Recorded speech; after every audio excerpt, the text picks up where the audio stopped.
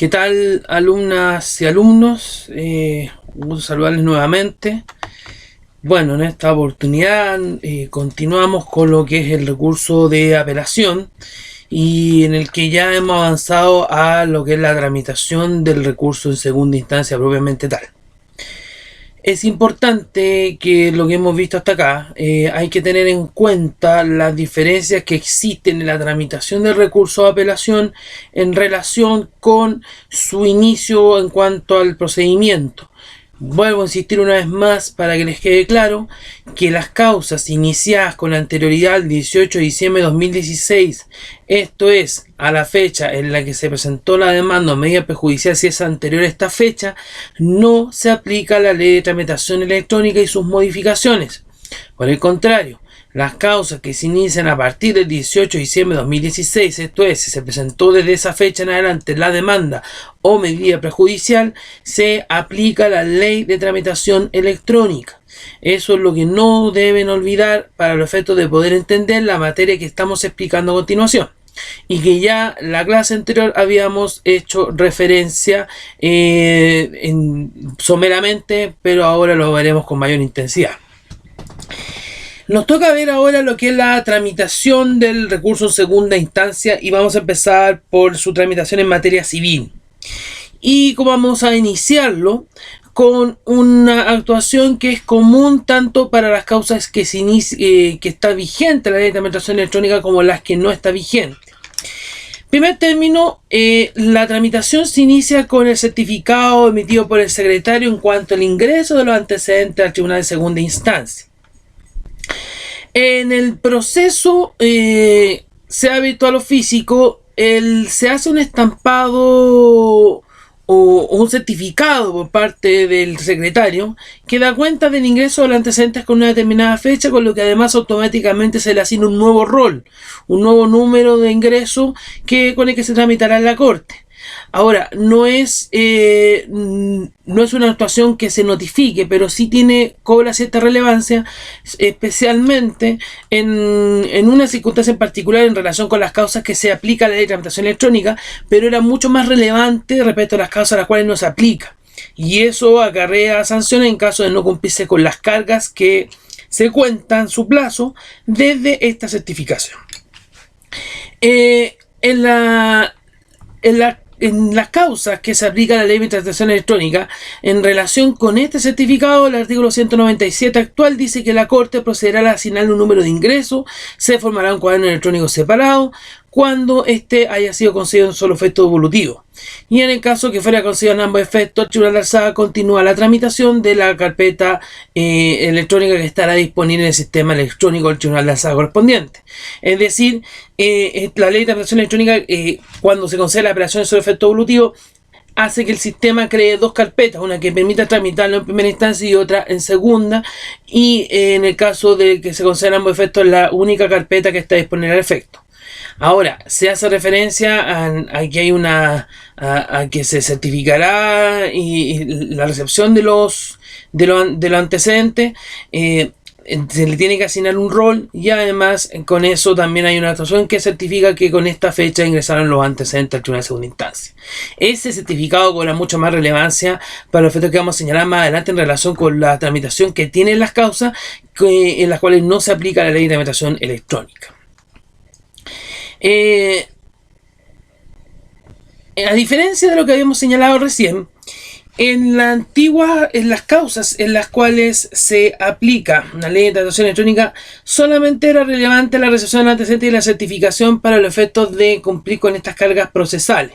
En cambio, la ley de tramitación electrónica es para los efectos de la formación de este antecedentes separados, si es que proceden solo efecto de la apelación, y en ambos efectos, en el caso que se forme, exista finalmente un único cuaderno en que se tramite también el recurso.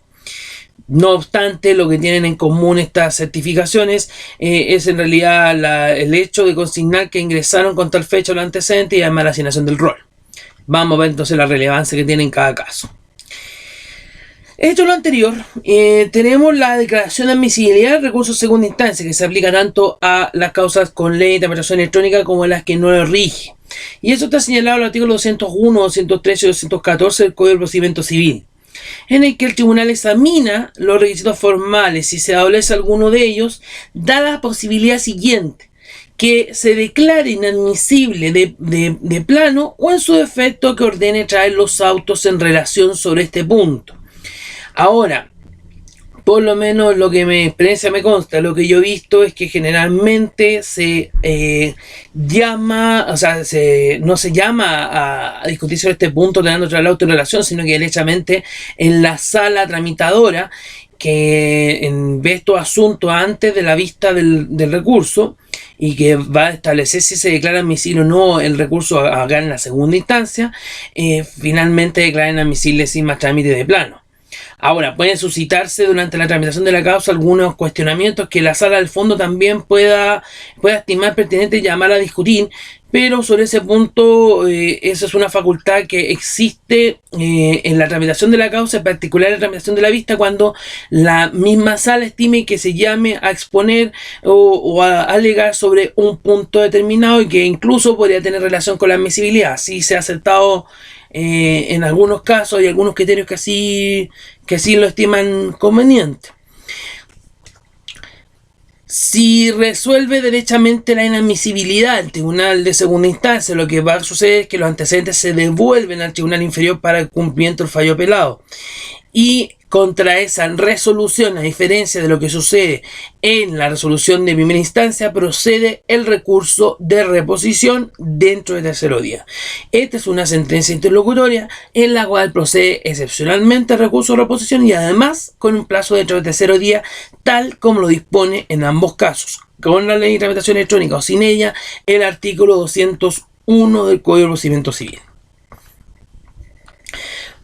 Continuando con lo que es la tramitación en segunda instancia, tenemos entonces la recepción de los antecedentes y esta certificación que da el secretario, que es más relevante en las causas que no se aplica la tramitación electrónica y que la ley de tramitación que causas con ley de tramitación electrónica solo con relevancia para los efectos de consignar un plazo especial en que veremos a continuación para los efectos de determinar finalmente si es que procede la vista de la causa con alegatos o no, es decir, con ordenar traer los autos en relación, si es que son apelaciones que no son de sentencias definitivas. Esa es la única relevancia que tiene. En cambio, nosotros vamos a ver ahora, en primer término, lo que es la comparecencia en segunda instancia para las causas en las que no se aplica la ley de tramitación electrónica y que juega un rol esencial esta certificación de la cual habíamos señalado principalmente. En la comparación de segunda instancia, en las causas en las cuales no se aplica la ley de tramitación electrónica, el antiguo artículo 200 señala que es necesario que comparezca el apelante dentro del plazo legal en la que se establecen las siguientes situaciones. Si el tribunal del que proviene en la causa, que eso elevada en apelación, funciona dentro de la comuna donde funciona la corte, por ejemplo, viene del quinto juzgado civil de Santiago, que está dentro de la misma comuna donde está la Corte de Apelaciones de Santiago, el plazo para comparecer es de 5 días desde la recepción de los antecedentes del tribunal de alzada. Entonces, fíjense ustedes aquí la relevancia que cobra, lo que habíamos señalado anteriormente, este certificado que hace el secretario del tribunal, que da cuenta de que con tal fecha ingreso los antecedentes y eso genera que se le asigne un rol de ingreso. Y desde esa actuación que no se notifica, se cuenta este plazo de 5 días. Si el tribunal del que proviene el recurso funciona dentro del territorio jurisdiccional pero fuera de la comuna asiento de corte, por ejemplo, si esto viniera del juzgado policial local de la Florida o bien del juzgado de letras de Colina, por decirlo así, el plazo se aumenta en 3 días para comparecer. Esto es 8 días contados desde cuándo, desde la certificación del secretario de la recepción de los antecedentes. Si el tribunal del que proviene el proceso funciona fuera de la comuna del tribunal y además fuera del territorio jurisdiccional, ese plazo de 8 días que señalamos últimamente se aumenta con el término con la tabla de emplazamiento. Ahora, ¿cuándo puede suceder esto? En caso que exista una subrogación de cortes en situaciones de inhabilidad especial que se haya planteado y en específico dentro de una determinada causa que inhabilite a la corte, al superior jerárquico respectivo para conocerle, por lo tanto operará con la regla de subrogación. Es bastante raro, por lo menos yo nunca he visto una situación de esta naturaleza. ¿Qué características tiene el plazo para la comparecencia? El plazo para comparecencia es un plazo legal y es improrrogable. Es un plazo de días. Si ese plazo de días se cuentan los días hábiles. Es un plazo fatal. Se cuenta de la certificación de ingreso del proceso que hace el secretario. Es una oportunidad en que los casos, además en que se trate de una apelación que no sea la sentencia definitiva, cualquiera de las partes puede solicitar alegatos. De lo contrario, de verificarse la comparecencia y no solicitar alegatos en las causas en las cuales no se trate de una apelación de una sentencia definitiva, la causa se verá solamente en cuenta, es decir, con la sola cuenta que es del relator en la causa. Nada más. No se escuchan alegatos. Además, este plazo que se cuenta desde el ingreso de los antecedentes, el plazo de comparecencia, es también fundamental para los efectos de adherirse al recurso de apelación. La adhesión al recurso de apelación ya la vamos a ver más adelante en qué consiste. ¿Cómo se comparece en segunda instancia? Se ha señalado, conforme al antiguo artículo 202 del Código de Procedimiento Civil, que hoy ya está derogado por la Ley de Tramitación Electrónica, y el artículo 398 del Código Orgánico de Tribunales, señala que las partes deben comparecer personalmente representadas por abogado o procurador del número. Y en caso que exista rebeldía, dice que era solo por abogado habilitado o procurador del número. En relación con el apelado, es decir, que no dedujo recurso de apelación, se le tendrán por notificadas todas las resoluciones en caso que se genere esta rebeldía por el solo Ministerio de la Ley. Y deberá comparecer o procurador del número, pierde la posibilidad de que comparezca personalmente o representado. Sin embargo, esto actualmente en la fecha no se aplica, puesto que el artículo 202 se encuentra derogado.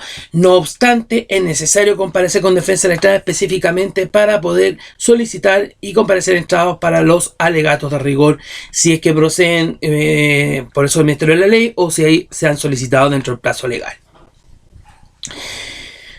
¿Qué formalidades tiene la manifestación de la comparecencia de la cual estamos hablando, que es una carga que existía con las causas de las cuales no regía la Ley de Tramitación Electrónica?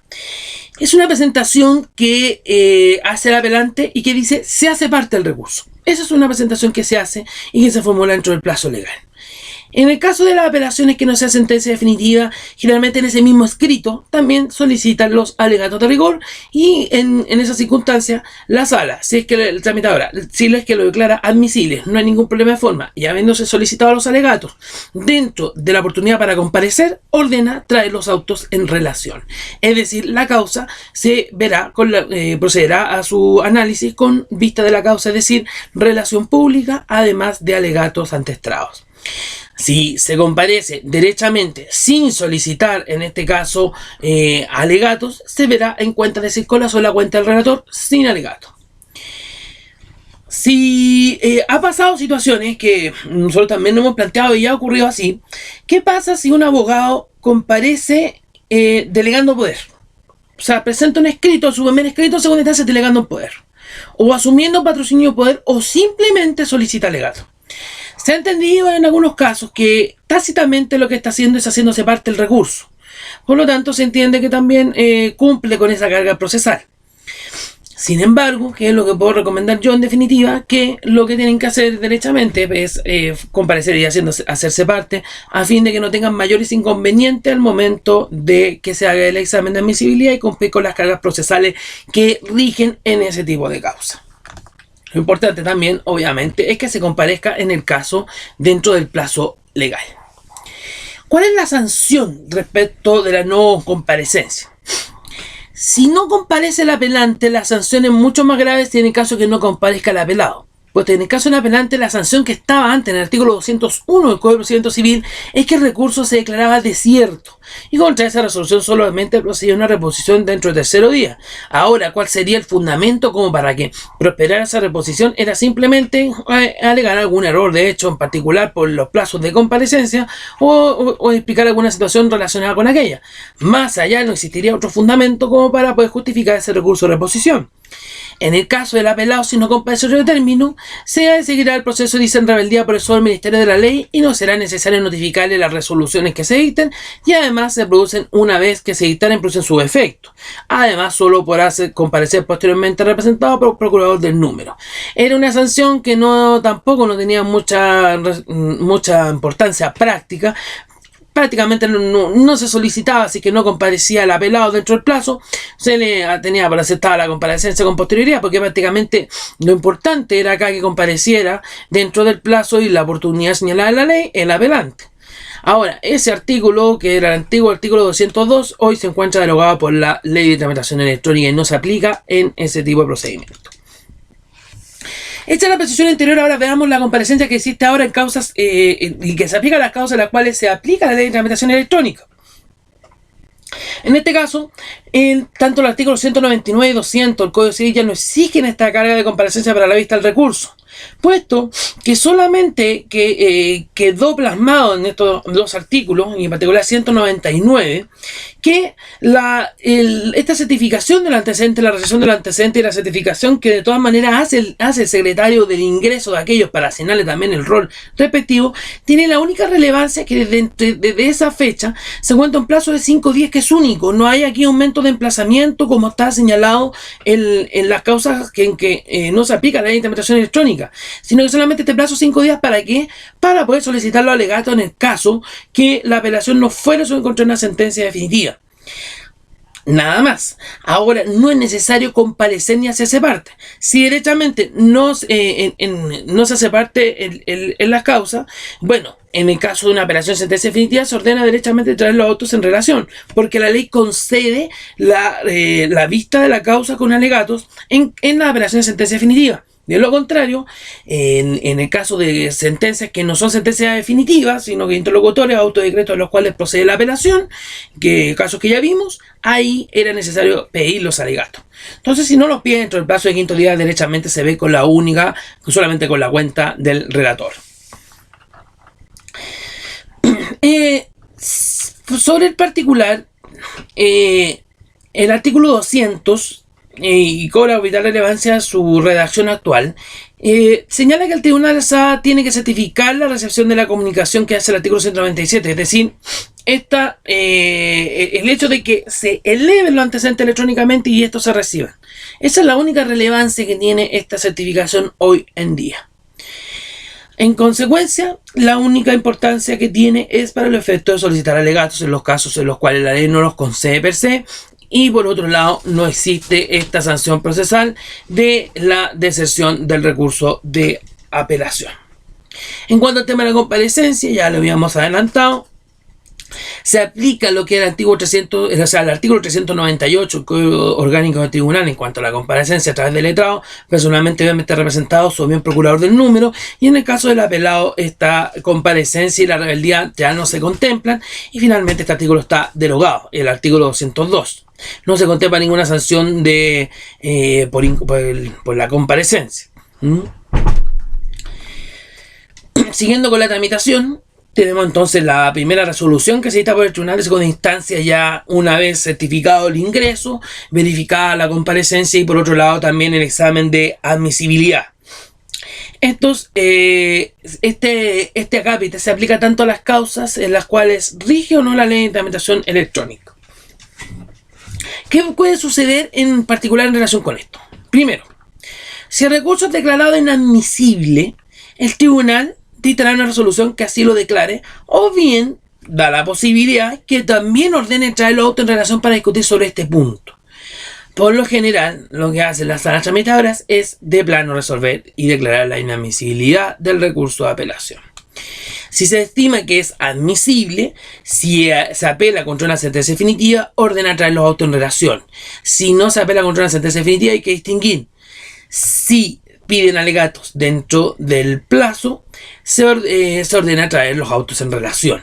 Y no, esta causa se verá en cuenta, es decir, con la sola cuenta del relator, sin recibir alegatos de los abogados de las partes. Hecho lo anterior,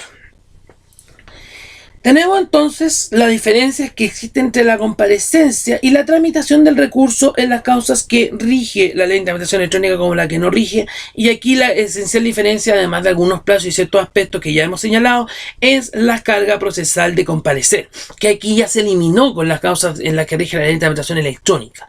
Recordemos la aplicación en el tiempo y el efecto que le genera en cuanto a su aplicación en el tiempo el artículo 2 transitorio de la ley de tramitación apelación electrónica. Por eso hay que tener mucho ojo, especialmente en la fecha en la cual se inicia la causa, porque esto cambia totalmente el panorama si es que existe una confusión grave, y en definitiva, así, si la Corte entiende que la aplicación es en la forma que está señalada, va a cargar las consecuencias y prácticamente el recurso llega hasta aquí nomás, y finalmente la causa tendrá que remitirse nuevamente al tribunal de primera instancia. No así en el caso de que se aplica la dictaminación electrónica, en que esta comparecencia ya no es una carga procesal. Esto es lo anterior. Veamos ahora la institución que se llama la adhesión a la apelación y que está contemplada en los artículos 216 y 217 del Código de Procedimiento Civil. La adhesión a la apelación tiene un origen histórico y apunta a que en la Edad Media se recogió el principio de la comunidad de la apelación. ¿Qué quiere decir eso?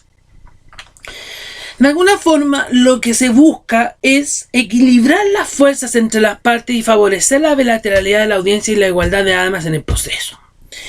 Esto genera que en ciertas situaciones puede que yo con una sentencia determinada me cause un agravio, pero yo lo acepte y me designe como tal.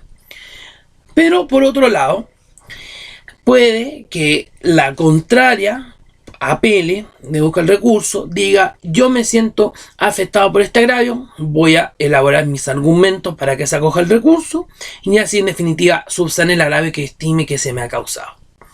Puede pasar ahí que yo, habiéndome resignado o asumido la parte en que me causa agravio, puede ver que existen argumentos que están robustecidos a través del recurso de apelación de la contraparte a fin de eliminar su agravio. Y ahí puede existir un fundado temor que mi agravio aumente, se eleve en caso de que el recurso de apelación prospere en segunda instancia. Ante esa situación, se contempla esta institución que se llama adhesión a la apelación. Es muy importante que ustedes entiendan que la adhesión a la apelación como concepto es una facultad que tiene la parte que no ha interpuesto recurso de apelación de manera directa y con el que pide la reforma de la sentencia en la parte que estima gravosa para él. Ejemplo, pido una condena por 10 millones de pesos. Me acoge por 9 millones de pesos la sentencia. Yo me resigno y puedo decir: ya, me conformo con lo que obtuve, puedo soportar lo gravoso que significa no que me haya conseguido 1 millón de pesos, por lo tanto no voy a apelar. ¿Qué pasa si mi contraparte, la parte demandada, apela porque le condenaron pago de una suma de 9 millones de pesos? Y va a pedir derechamente que se deje sin efecto se revoque la sentencia, dejando sin efecto lo resuelto, y en definitiva resuelve rechazar la demanda de todas sus partes.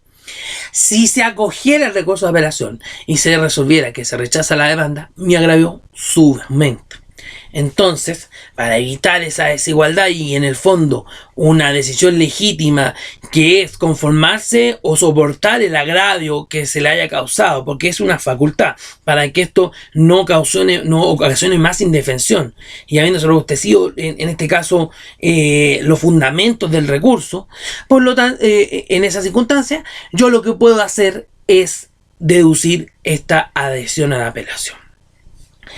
El artículo 216 del Código de Procedimiento Civil dice que el apelado puede adherirse a la apelación entendiéndose como una facultad para pedir la reforma de la sentencia en la parte que estime gravosa el apelado. Algunos le llaman la apelación del apelado. Pues en definitiva, el que la use es la parte apelada, que no dedujo el recurso, sino que se está adhiriendo el recurso deducido por la parte contraria.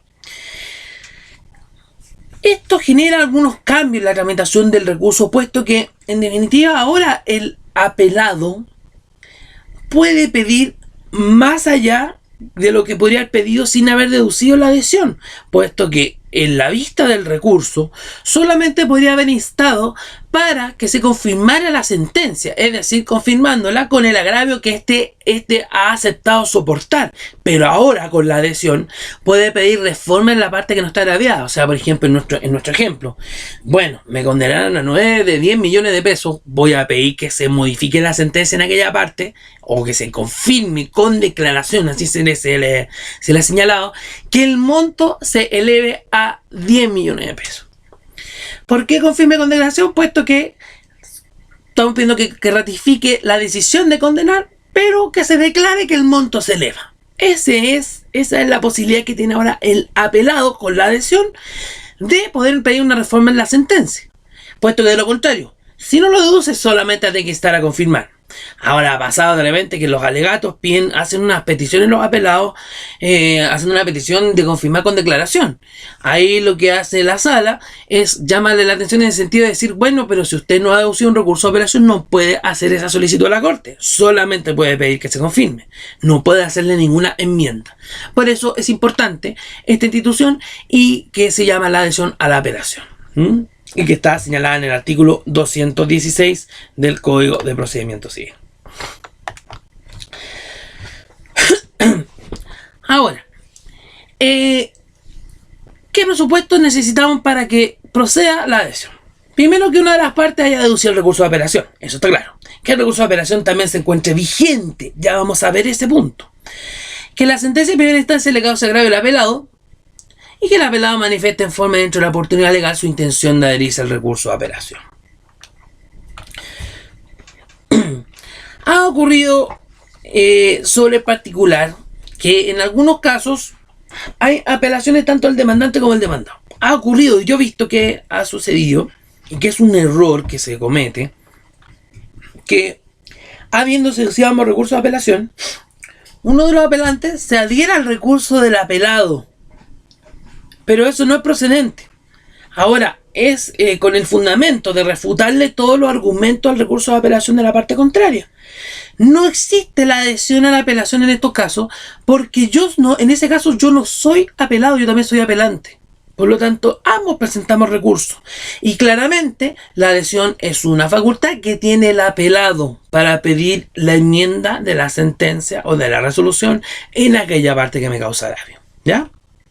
Eso es importante señalarles. Veamos la tramitación de la adhesión a la apelación, y aquí ya tenemos que nuevamente hacer esta bifurcación y referirnos principalmente en los casos que rige la ley de tramitación electrónica como en los casos que no rige. Primero, para los procedimientos anteriores a la vigencia de la ley de tramitación electrónica, el artículo 216 permite adherirse a la apelación en dos situaciones, en dos etapas del proceso. Primero, en primera instancia, hasta antes de elevarse los antecedentes al Tribunal Superior Jerárquico. Es decir, el Tribunal de Instancia concede el recurso de apelación y hasta antes que se eleven los antecedentes se podía adherir el apelado en esa instancia. En segunda instancia, tiene que hacerlo dentro del plazo de comparecencia. El plazo de comparecencia que nosotros vimos del antiguo artículo 200, en que distinguíamos de dónde provenían los antecedentes para hacerse parte, y además en esa es la única oportunidad que tiene para adherirse al recurso de apelación.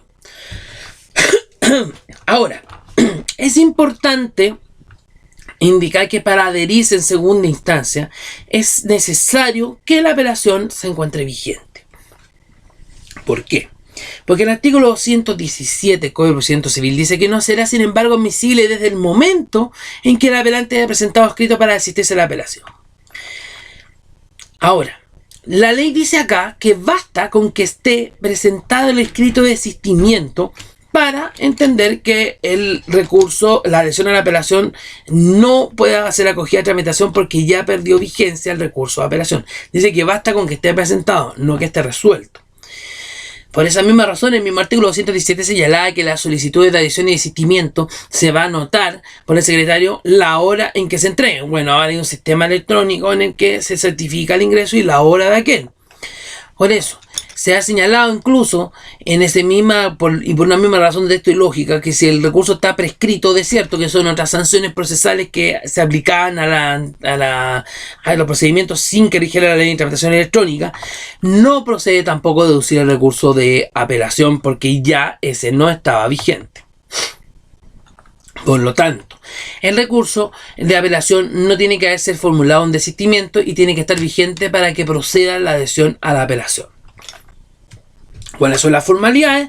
Las formalidades del requisito de adhesión a la apelación se remiten al artículo 189 del Código de Procedimiento Civil, que nosotros ya vimos en clases anteriores, que son las formalidades que también se exigen para el recurso de apelación.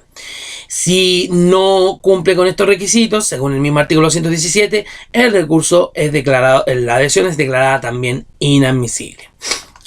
¿Cómo se tramita la adhesión? La adhesión se tramita conjuntamente con la apelación principal y por lo tanto el decreto que ordene dar cuenta en su defecto, el que ordene traer los autos en relación, va a conocer no solamente de la apelación, sino que también de la adhesión que está planteada. Incluso la redacción de la resolución señala de esa forma, en relación para conocer del recurso de apelación deducido por la parte demandante y de la adhesión deducida por la parte apelada. Entonces, si que cumple con las formalidades y está vigente el recurso y cumple con todos estos requisitos, se ordena la vista y el conocimiento del tribunal de segunda instancia tanto de la apelación como de la adhesión. La duda que nos queda disipar es ¿cuál es la naturaleza jurídica de la adhesión a la apelación? Se ha sostenido algunas teorías al respecto. Algunos sostienen que la adhesión es una apelación accesoria al tribunal, porque la institución llama adhesión a la apelación, o sea, depende del recurso de apelación. Y se sustenta básicamente en ese fundamento. Si hay apelación, existe la adhesión. Por lo que si se termina, si hay una terminación de esta sin pronunciamiento en el fondo, no puede prosperar entonces la adhesión, que es en el caso que habíamos planteado y ahí se sostendría a propósito de la vigencia del recurso de apelación. Sin embargo, hay otra postura que dice que la adhesión es dependiente de la apelación solamente de su existencia, pero una vez en tramitación cobra vigencia y es independiente del recurso de apelación. Esta postura tiene una razón de texto, puesto que el artículo 217 exige que esté vigente la apelación para que la adhesión prospere. Sin embargo, en circunstancias que si el apelante se desiste después de haberse declarado admisible la adhesión a la apelación, entonces la adhesión sigue su tramitación independiente del recurso de apelación que se haya desistido con posterioridad, puesto que la única condición es al momento de la interposición, y por eso es relevante y por eso destaca el artículo 217 el hecho que no existe la petición de desistimiento formulada antes de haberse adherido al recurso, puesto que de lo contrario ahí la adhesión también no prosperará en esas circunstancias. Por eso también se pide certificar al secretario, en virtud de lo que mandata la ley, la hora y fecha de ingreso del escrito en el cual se le pone término de manera anormal, no conociendo el fondo del recurso de apelación. Entonces esa razón de texto ayuda a sostener esta última tesis. Dicho lo anterior, tenemos que señalar entonces que los efectos que tiene la adhesión a la apelación es que finalmente el apelado es apelante a través de su escrito de adhesión. La adhesión seguirá su curso independiente, el recurso de apelación,